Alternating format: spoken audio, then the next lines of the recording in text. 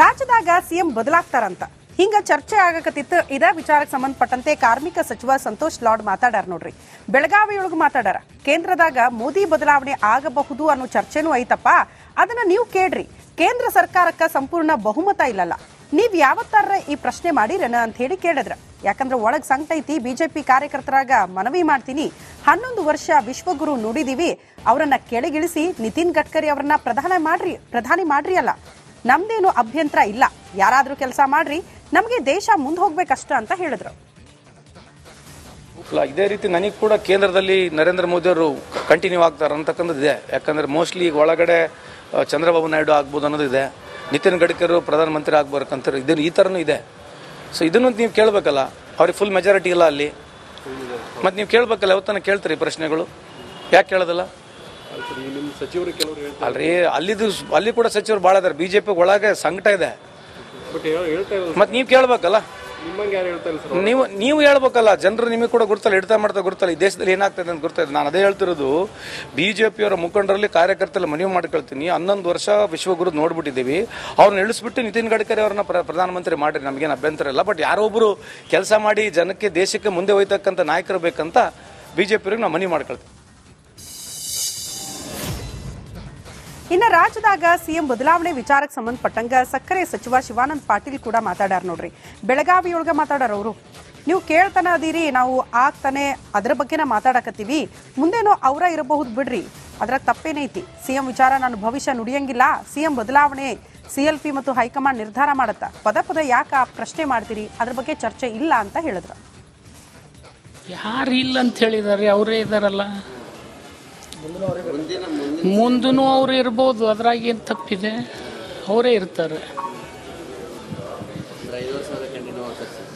ನೋಡಿ, ಈಗ CM ವಿಷಯ ಅದು ಇಲ್ಲಿ ನಾನು ಹೇಳತಕ್ಕಂಥ ಭವಿಷ್ಯ ನುಡಿತಕ್ಕಂಥ ಕೆಲಸ ಅಲ್ಲ.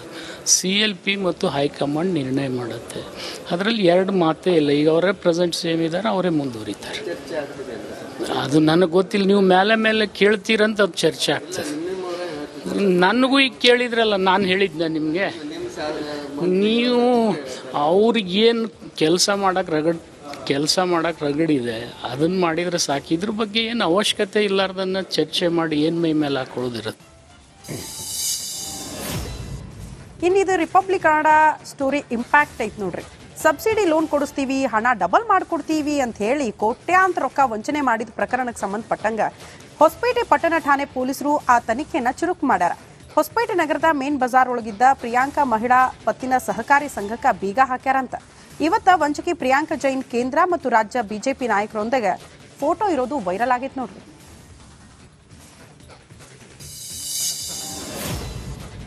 ಕ್ರಾಂತಿವೀರ ಸಂಗೊಳ್ಳಿ ರಾಯಣ್ಣ ವೃತ್ತದ ಜಗಲಿಗೆ ಹಾಕಿದ್ದ ಪರಸಿ ಕಲ್ಲು ಕಿತ್ ಹಾಕಿದ್ದ ಆರೋಪಿಗಳ ಬಂಧನಕ್ಕೆ ಆಗ್ರಹಿಸಿ ದೊಡ್ಡ ಮಟ್ಟದ ಹೋರಾಟ ಆಗಕತ್ತೈತಿ.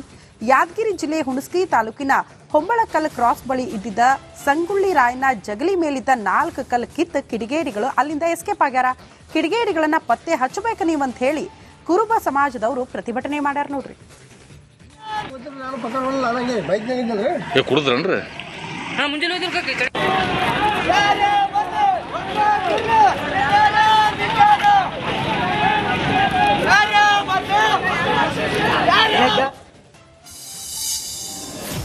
ಇನ್ನ ಬೆಳಗಾವಿಯೊಳಗ ಗೋವಾ ಮಾಜಿ ಶಾಸಕ ಮಾಮಲ್ದಾರ್ ಕೊಲೆ ಪ್ರಕರಣ ಇತ್ತಲ್ರಿ, ಅದಕ್ಕೆ ಸಂಬಂಧಪಟ್ಟಂಗ ಗೋವಾದಾಗ ಕನ್ನಡಿಗರ ಮೇಲೆ ಅನಾನುಕೂಲ ಆಗದಂತ ಸರ್ಕಾರ ಮುಂಜಾಗ್ರತಾ ಕ್ರಮ ಕೈಗೊಂಡೈತಂತ. ರಾಜ್ಯ ಸರ್ಕಾರ ಗೋವಾ ಸರ್ಕಾರಕ್ಕೆ ಹಿಂಗ ಮನವಿ ಮಾಡ್ಕೊಂಡೈತಂತ. ಹಿಂಗಾಗಿ ಗೋವಾ ಕನ್ನಡಿಗರ ಹಿತಾಸಕ್ತಿ ಕಾಪಾಡಬೇಕಂತ ಹೇಳಿ ಸಚಿವ ಸಂತೋಷ್ ಲಾಡ್ ಗೋವಾ CM ಪ್ರಮೋದ್ ಸಾವಂತ್ ಅವರನ್ನ ಭೇಟಿ ಮಾಡಿ ಮನವಿ ಕೊಟ್ಟಾರ ನೋಡ್ರಿ. ಬಾಗಲಕೋಟೆ ಜಿಲ್ಲೆ ಜಮಖಂಡಿ ನಗರದಾಗ ಹಜರತ್ ಅಡಗಲಪೀರ್ ದರ್ಗಾದ ಉರುಸ್ ಕಾರ್ಯಕ್ರಮ ಭಾಳ ಜೋರ್ ನಡೀತು. ಹಿಂದೂ ಮುಸ್ಲಿಂ ಭಾವೈಕ್ಯತೆಯ ಸಂಕೇತ ಆಗಿದ್ದ ಈ ದರ್ಗಾಕ್ಕೆ ಜಮಖಂಡಿಯ ಮಾಜಿ ಶಾಸಕ ಆನಂದ ನ್ಯಾಮಗೌಡ ಭೇಟಿ ಕೊಟ್ರ. ಹಜರತ್ ಅಡಗಲಪೀರ್ ಅವರ ಸಮಾಧಿಗೆ ಪುಷ್ಪಾರ್ಚನೆ ಮಾಡಿ ಪ್ರಾರ್ಥನೆ ಮಾಡ್ಯಾರ ನೋಡ್ರಿ. ಹಿಂದೂ ಮುಸ್ಲಿಂ ಭೇದ ಇಲ್ಲದೆ ಸ್ಥಳೀಯರು ಉರುಸ್ ಕಾರ್ಯಕ್ರಮದಾಗ ಭಾಗಿಯಾಗ್ತಾರ.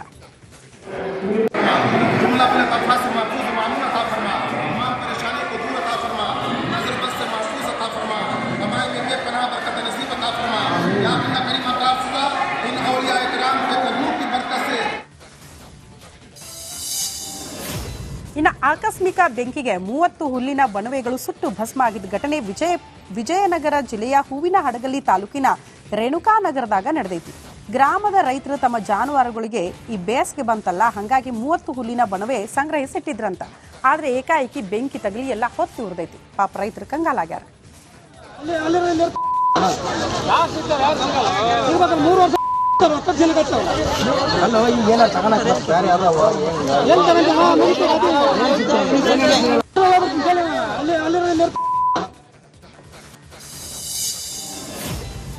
ಬೀದರ್ನಿಂದ 6 ಜನ ಯುವಕರ ತಂಡ ಬೈಕ್ನಾಗ ಪ್ರಯಾಗ್ರಾಜ್ಗೆ ಹೋಗ್ಯಾರ್ರಿ. ಅಂದ್ರೆ ಹೋಗ್ತೀವಿ ಅಂತ ಹೇಳಿ ಸಿದ್ಧ ಮಾಡ್ಕೊಂಡಾರಂತ. ಬೀದರ್ ನಗರದ ಕೆಬಿ ಹನುಮಾನ್ ದೇವಾಲಯದೊಳಗ ವಿಶೇಷ ಪೂಜೆ ಮಾಡ್ಯಾರ. ಆ ಬಳಿಕ ದೇವಸ್ಥಾನದಿಂದ ಮಹಾಕುಂಭ ಮೇಳದ ಕಡೆಗೆ ಪ್ರಯಾಣ ಬೆಳೆಸಾರ. ಪ್ರವಾಸಕ್ಕೆ ಬಿಜೆಪಿ ಮುಖಂಡ ಈಶ್ವರ್ ಸಿಂಗ್ ಠಾಕೂರ್ ಶುಭ ಹಾರೈಸಿ ಅವ್ರನ್ನ ಕಳಿಸ್ಕೊಟ್ಟಾರ.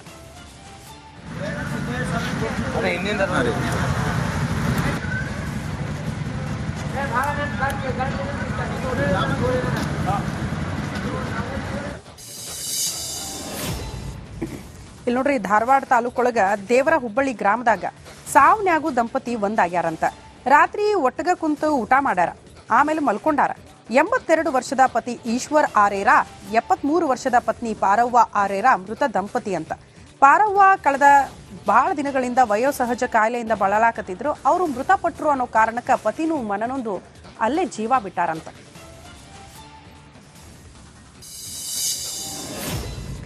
ಶರಣರ ನಾಡು ಬಸವ ಕಲ್ಯಾಣ ತಾಲೂಕಿನ ಕೊಹಿನೂರ್ ಗ್ರಾಮದಾಗ ನಡೀತಿದ್ದ ಸೇತುವೆ ಕಾಮಗಾರಿ ಕಳಪೆಯಿಂದ ಕೂಡೈತಿ ಅಂತ ಹೇಳಿ ಜನ ಮಾತಾಡಕತ್ತಾರ. ಕಾಮಗಾರಿ ಸ್ಥಳಕ್ಕೆ ಕಾಂಗ್ರೆಸ್ ಪಕ್ಷದ ಮುಖಂಡ ಮಾಜಿ ವಿಧಾನ ಪರಿಷತ್ ಸದಸ್ಯ ವಿಜಯ್ ಸಿಂಗ್ ಭೇಟಿ ಕೊಟ್ಟು ಕಾಮಗಾರಿ ಹೆಂಗೈತಿ ಅಂತೆಲ್ಲ ನೋಡಿದ್ರು. ಅದಕ್ಕೆ ಸಂಬಂಧಪಟ್ಟಂಗ ಅಧಿಕಾರಿಗಳಿಗೆ ಮೊಬೈಲ್ನಾಗ ಏನೋ ತರಾಟೆಗೆ ಅಂದ್ರೆ ಕ್ಲಾಸ್ ತಗೊಂಡಾರಂತ.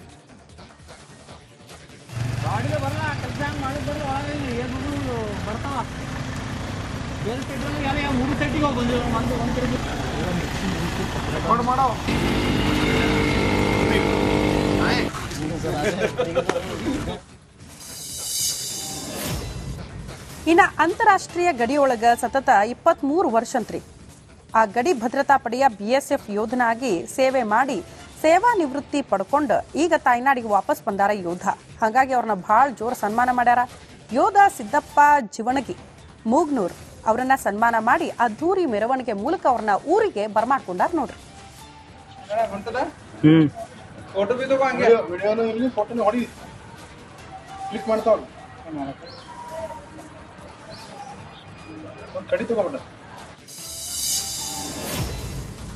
ಇನ್ನ ಬೆಳಗಾವಿ ತಾಲೂಕ್ನಾಗ ಮಜಗಾವಿ ಗ್ರಾಮದಾಗ ಬ್ಯಾಸ್ಗಿನ್ನ ಆರಂಭ ಆಗಿಲ್ಲಪ್ಪ, ಆಗಲಕ್ಕೆ ನೀರಿಗೆ ಸಮಸ್ಯೆ ಶುರು ಆಗ್ಬಿಟ್ಟೈತಂತ. ಮಜಗಾವಿ ಗ್ರಾಮಕ್ಕೆ ಶಾಶ್ವತ ಕುಡಿಯುವ ನೀರು ವ್ಯವಸ್ಥೆ ಮಾಡಬೇಕ ನೀವು ಅಂತ ಹೇಳಿ ಪಾಲಿಕೆ ಆಯುಕ್ತ ಶುಭಾ ಬಿ ಅವರನ್ನ ಆಗ್ರಹಿಸ್ತಾರಂತ. ಈಗ ರಿಪಬ್ಲಿಕ್ ಆಡಾಗ ಅವರು ಮಾತು ಕೊಟ್ಟಾರ, ಇಲ್ರಿ ನಾವೆಲ್ಲ ವ್ಯವಸ್ಥೆ ಮಾಡ್ಕೊಡ್ತೀವಿ, ನೀರಿಗೆ ಯಾವುದೇ ರೀತಿಯ ಸಮಸ್ಯೆ ಮಾಡಂಗಿಲ್ಲ, ಜನ ಆತಂಕ ಪಡಬೇಡ್ರಿ ಅಂತ ಹೇಳಾರ.